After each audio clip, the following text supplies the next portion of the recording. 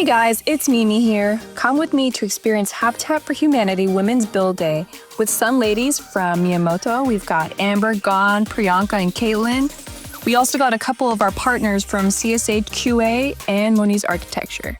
First, I checked in and got geared up with the free t-shirt from Habitat for Humanity and some Miyamoto swag. We took pictures with this awesome Rosie the Riveter poster. Everything here is decked out in pink and everyone is super excited.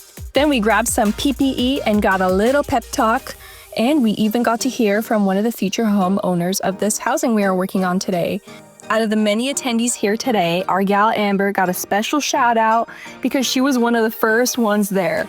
Her enthusiasm was so infectious, she was asked to lead us through a little dance break. Then we stretched, and then we got placed into our working groups for the day. Our group is putting up siding on one of the 8 houses on this site today. We got a little tutorial from our friend Scott here, and then we got right to work. Each siding panel is precisely measured, cut, and then we used a gecko gauge sliding tool to make sure each piece is exactly parallel to the last one. To secure the panels, we used a nail gun.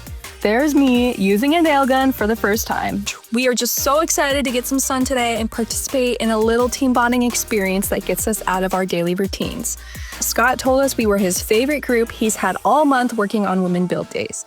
We know how to have fun and get the work done. After a couple more hours of work, I wanted to check on the other ladies to see how they were doing. I found Alicia from Moniz Architecture painting window frames, and then I found Caitlin and the other ladies from CSHQA painting doors.